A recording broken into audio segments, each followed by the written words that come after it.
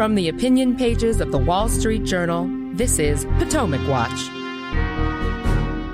The second anniversary of Russia's war in Ukraine approaches on February 22nd, and the brutal war drags on. American military aid to Ukraine is running out with no clear path to passing new weapons money through Congress. Meanwhile, our own Jillian Melchior is on the ground in Ukraine this week, and she joins us on the special edition of Potomac Watch from Kyiv to tell us what the war looks like from there. Jillian, welcome. Good to talk to you. This is your fourth trip to Ukraine since the war began, and you followed it all along. What strikes you about the mood there now in Kyiv and how it's different from your last visit? Yeah, it has a sense of urgency and tenseness here, I think. Kyiv's been very well protected by Western air defense. So when I was here in September, it felt very safe. I think there's an awareness that Ukraine, if the U.S. doesn't re-up its weaponry, Ukraine is going to run out of air defense fairly quickly. It's already not able to cover the entire country. And I think there's a sense that any Western delays cost Ukrainian lives. There's a lot of concern around just the future here. And, one woman that I was talking to said the way she'd describe it is Ukrainians are determined. They're not in a mood to surrender or to negotiate with Putin because they think that he will plow over them the first chance that he gets. But she said, when we feel down, we're in the emotional trenches. We're readying ourselves to get up and fight again. And that's the somber sense here.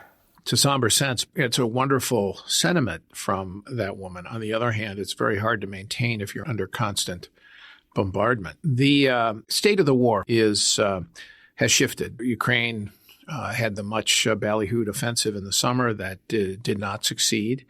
But now what I am hearing and outside observers are saying is that Russia is on the offensive, although modestly so.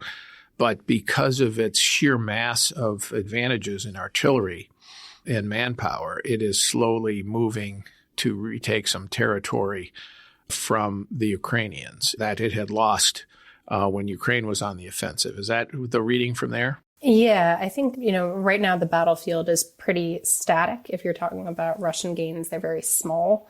We're talking maybe like a kilometer at a time. So it's quite tense. But I think the fear is, in 2022, when the Ukrainians broke through Russian defensive lines, you had these massive gains of Ukraine reclaiming its territory. And the fear is that if Ukraine is running out of ammunition, and I'm hearing that at some ports in the front line, Russians have an advantage of 10-1, 15-1, 20-1. These are in artillery shells. Yeah, this is ammo, the 155 millimeter artillery, that you could have a Russian breakthrough. And I think a couple open questions right now are how well Ukraine's defensive fortifications are fortified, because if they're not heavily fortified, you could run into a problem. So is the Ukraine military weapon need fundamentally these artillery shells, ammunition, and then air defenses? Are those the two most acute needs? They're two very acute needs. The other things that I'm hearing is that that's just from keeping things going mode. And the reason why is, I was talking to people who know soldiers at the front or who are going to the front line regularly, and they're saying that soldiers are just sitting there. They can't retreat from the front line. But when you have an artillery disparity that's that significant, they are just getting pounded. So it's a very difficult situation to hold. So that's the ammo need. And they can't totally offset that with drones. They've done a good job trying, but you have to remember drones have a smaller range. They have a lower payload. And Russians have already gotten really good at electronic warfare. So that's something that is makeshift, but you can't count on it as a substitute for ammunition. Just on the air defenses front, we're talking mainly about Patriot batteries and some other European air defenses. And those are those essentially take out Russian missiles and drone swarms. Is that it? Yeah. So I think the really urgent need that I'm hearing is the Patriots, because you're seeing Russia getting North Korean missiles. These are ballistic missiles. There's some other system that can take it out, but it's pretty much only a Patriot that can take that out. So you have a lower interception rate. Ukrainians have done really interesting things with U.S. help. It's called Frankensteining missiles, and that's air-to-air missiles that they've kind of MacGyvered to shoot down incoming air stuff. You've also got like guys sitting on the rooftop with machine guns trying to shoot down Shahed drones. But yeah, the situation's dire. I was speaking not long ago with an American general who's a close observer of the Ukrainian effort, and he says that the Russian tactic is to just saturate a space with artillery, and then once it's cleared, to advance into that with infantry and take it, and then stop, and then saturate the next area. And that makes for a slow advance. But it means that for the Ukrainians who are getting hit with that artillery, it is very, very dangerous and just hard to take day after day after day. Yeah, you are absolutely right on that. I mean, you can get a sense in Kyiv, everybody knows someone at the front. Everybody's got a loved one or a close friend at the front. And there's a real sense of anxiety when you start talking about ammunition because they know that it's their person that they love who's on the front taking those bullets and without enough ammunition to shoot back. Let's talk about the manpower issue as well, because Russia is so much larger than Ukraine, and Vladimir Putin has no restraint in who he's willing to call up. He's mobilizing tens of thousands of more, I guess maybe even hundreds of thousands of more troops, and he also doesn't care much if they take casualties, whereas Ukrainians, they must be much more cautious because there's just a limit. Why don't you go through some of the numbers? The one striking number that I heard recently is that the average age of the Ukrainian service member now is 43, which is old, very old for a fighting force. I mean, again, I heard a U.S. general say that you're a lot less vigorous at 43 than you are at 23, as we all know, but you're also a lot less brave. You know, young men are more daring. You know, they often don't have families. Yeah. So if you're looking broadly, Ukraine's got a population of about 40 million in 2022 before the war. Russian population is 144.7 million. So that's the disparity. And, you know, that 43 figure, I've run it past a couple people here. It's not an official statistic that it's out, but people say they think that sounds about right. Ukraine doesn't have that many young people. Russia doesn't either. But for Ukraine, I mean, this is another way that this is an existential battle for them. They're losing or are standing in a position where they can lose a lot of their next generation. So the way that a smaller country like Ukraine takes on a bigger country like Russia is they need a force equalizer. And that's what the weapons that the West has been supplying are. It allows you to punch with a bigger fist. And then there are other things that they're doing to offset their demographic disadvantage. You know, Ukrainians are very motivated, whereas Russians, your average conscript yanked off the street doesn't really know what he's fighting for as much. Ukrainians are fighting for their land and their loved ones. Ukrainians are better trained as a whole. That's another force equalizer. But if you start pulling Western weapons out of the situation, which is what is going to happen if this congressional aid doesn't come through, then you've really got David staring at Goliath, but without a slingshot. All right, we're going to take a break, and when we come back, we'll talk more about the view from Ukraine with our Jillian Melchior and the prospects for aid from the United States, military aid, when we come back. Welcome back. I'm Paul Gigot with the Wall Street Journal opinion pages, and I'm here on Potomac Watch with my colleague Jillian Melchior, who's based in Ukraine right now, reporting from Kyiv. And you interviewed Jillian Poroshenko, who's the former prime minister of Ukraine, now a member of the parliament. Let's listen to something of what he told you. In every region of Ukraine, when I come, we have a full field of the Ukrainian flags with either my friends or a member of my team. And this is very good that you're asking. They fight not only for Ukraine, and they give their life not only for Ukraine. My dear friends and partners, American people. Jillian, I heard tears there of talking about his Ukrainian compatriots. Yeah, it was a very emotional interview. So the president and I started talking about Western aid, and he mentioned that my readers can't understand what it's like going to the funeral of your friends, the funeral of people that you've worked for. So I asked him if he could give me an example, and the interview really took a deeply emotional turn. He was weeping, big tears pouring down his cheeks, wiping them away as he was listing some of the people that he'd lost that he knew very well. And, you know, they ranged in age. You know, he's talking about a 56-year-old, one of the wisest people that he knew, who died in an assault operation trying to save a friend. another young man who worked closely with him who was killed on his 25th birthday. And the list just went on and on and on. And I think what that brings home is, again, you've got a country with a smaller population, a huge manpower disparity. And he was bringing up that every delay in Western weaponry, every time that they don't have that force equalizer, the cost is manpower to keep this fight going. And that cost is lives. All right, let's talk a little bit about the political scene in Kyiv, because Volodymyr Zelensky, the current president, replaced his military chief not long ago. Why did he do that? What changes in strategy or tactics is it likely to portend? And overall, what is the support domestically for the war? Is it holding up? Yeah, so I think the West was really confused about this military shakeup, and I've been asking about it. I'm not sure Ukrainians have much more clarity. They feel like the way that this was handled was a little bit chaotic. You know, on one hand, it's pretty normal. This war is entering into its third year. That's a long time to be at the helm. So it's not out of left field to have a bit of a military shakeup. I am hearing from people that I know who are at the front that they feel pretty confident about the new leadership. One concern is continuity. So anytime you're bringing in a new group of people, it's just a bit of a learning curve. But I think this is a decision that's made with the acknowledgement on Ukraine's part that this is going to be a long fight. And there's still support for Zelensky? Does he have the backing of the public? He does. It's interesting when you talk to people, they're very supportive of him. That is in part because they feel like they need to be united right now. They're very conscientious that a divided Ukraine cannot take on Russia as well.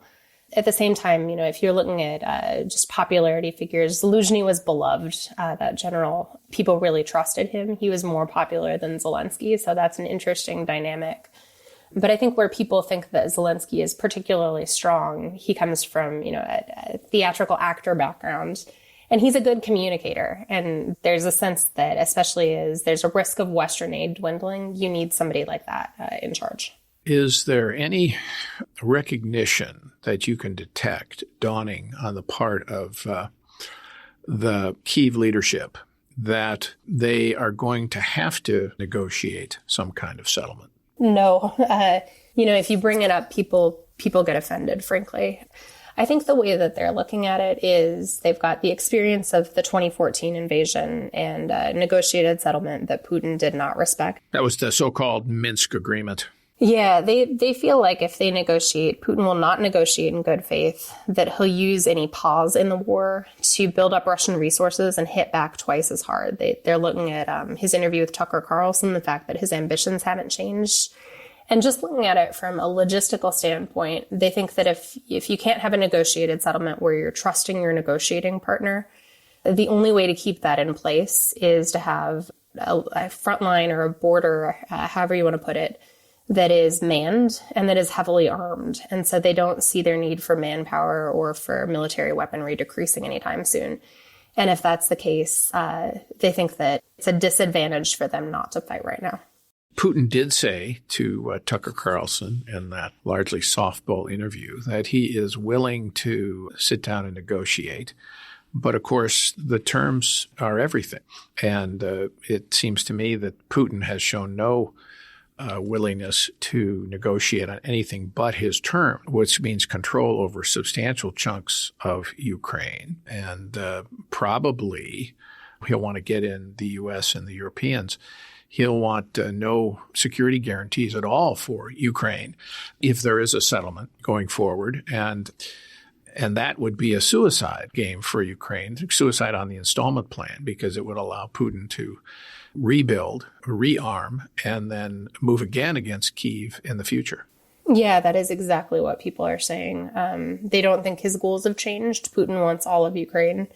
And if you talk to people here, they are very afraid of being pressured into a negotiated settlement or having a settlement reached above their heads. All right, we're going to take another break, and we'll come back with more from Jillian Melchior from Ukraine on how the war goes 2 years in and prospects for actual U.S. military aid when we come back. Don't forget, you can reach the latest episode of Potomac Watch anytime. Just ask your smart speaker, Play the Opinion Potomac Watch Podcast. That is, Play the Opinion Potomac Watch Podcast. From the opinion pages of the Wall Street Journal, this is Potomac Watch. Welcome back. I'm Paul Gigot with the Potomac Watch podcast here, talking to my colleague Jillian Melchior from Kyiv, where she has been. And as the second anniversary of the war arrives soon on February 22nd. So, Jillian, the prospects for that aid package for Ukraine, the military aid, which is especially necessary, very unclear right now. It did pass the Senate with 70 votes in a bipartisan fashion, but the Speaker of the House, Mike Johnson, is vowing not to bring a vote to the floor with the Senate bill. It's uncertain what he will try to do.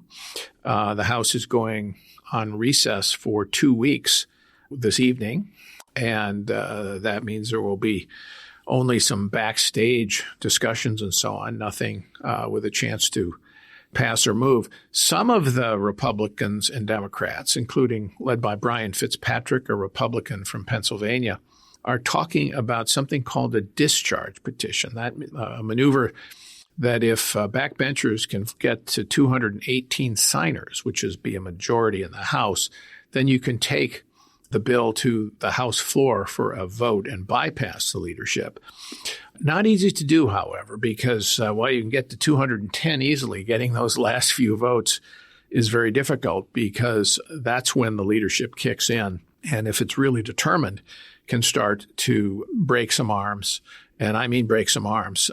Ferocious lobbying, threats to reelection, threats about running primary campaigns. If they're really determined to stop that from happening. And of course, Donald Trump is implacably opposed to this bill and aid for Ukraine. He's now saying, according to Lindsey Graham, the Republican senator close to Trump, that he'd be willing to allow loans to Ukraine for this.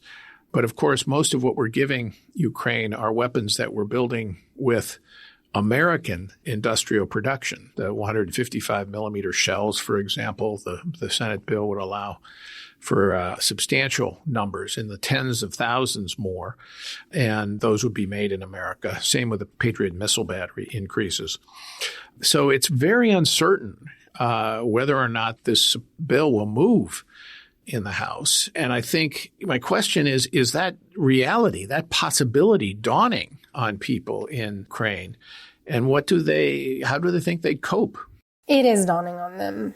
And, I was talking to one of the lawmakers just this week. He was saying that without U.S. support, the situation's desperate. And that's completely right. If you look at just breaking down the numbers, there's a bit of a false perception in the United States that Europe isn't pulling its weight. It is absolutely pulling its weight. But that's in financing and loans that help Ukraine's government keep running. Now, that's really, really important because it allows Ukraine to spend 100% of its tax revenue on soldiers, on defense, on the fight. But Europe cannot, even if it were to do its best to step up right now, it cannot provide what Ukraine needs in terms of military support. So if this doesn't come through, we're talking about Ukraine running out of shells, Ukraine running out of air defense. And people are freaked out about it. You talk to politicians here and they're saying, we're making the national interest case to the U.S. as best we can. You've got the Budapest Memorandum where the U.S., among other countries, said that they would protect Ukraine's territorial integrity if it gave up its nuclear weapons. They're saying your credibility is on the line, America. They're saying that if you allow Russia to do this, China is paying attention. You're increasing the odds of a conflict in Taiwan. They're saying that there's potential for if this conflict, if this war expands, economic chaos. I mean, they are making these logical points and they're saying we feel like it's not getting through. We feel like Ukraine has become too politicized in the United States, and we feel like we're being held hostage to domestic and internal politics. And sitting in Kyiv, that's a pretty scary position to be in. Well, just to put a finer point on your artillery ammunition point, the U.S. Military source told me that the Ukrainians by mid-March will be down about 85% in terms of their shell stockpile, and by June they'll be out. So that means that the Russians would really have a significant advantage there. And it's possible that there could be a breakout by the Russians sometime this year. But is there a sense, Jillian, that with American help, their own ingenuity, and European aid continuing, and maybe, whatever they can pick up on the open market, arms market, that, and when I say American help, I mean not weapons per se, but the kind of expertise, how they can jerry-rig a defense that would allow them to hold the line here. They really need those weapons. I think that's what it comes down to. I don't think they're going to quit fighting. They view Russia as a genocidal regime. They view this as existential for Ukraine. But you can only fight so hard with your hands. They need that weaponry. That's crucial. I agree. And it is a debate that I think is going to become even sharper here in the coming weeks, because if Ukraine does begin to lose ground, you're going to see, I think, the world and the President of the United States, putting enormous amounts of pressure on Speaker Michael Johnson to at least allow a vote, because everybody, the Speaker has said, look, we're going to let the House work its will. Well, if the House works its will, all the signs suggest that a majority of the House members, with substantial numbers of Republicans joining Democrats, would pass this Senate package. And, of course, if the Speaker and Republicans want to amend the Senate bill, they can. They can have a process in which they bring up amendments, for example, maybe to reduce the portion of the bill that is non-military aid and say, okay, the Europeans can do this. We will provide the hard power. They can do that. But if it turns out that the Republicans refuse a vote, even a vote on this, then I think this is going to be a historic moment of betrayal on the part of the Republicans. And I don't think history will look kindly upon it. Yeah, I agree with you. People here are quoting Churchill a lot of discussion about the consequences of appeasement. I'm hearing a lot of speculation that this is the start of World War III if we don't stop it. But I think the bigger point here is, if you thought Afghanistan looked bad, wait until you withhold weaponry from Ukraine. It's going to be a disaster. All right, Jillian, thank you for joining us from Kyiv. Thank you for your reporting. And please stay safe while you're there, as well as on your trip out. So thank you all for listening. We're here every day on Potomac Watch. So I hope you're here tomorrow and all next week and beyond. Thanks for listening.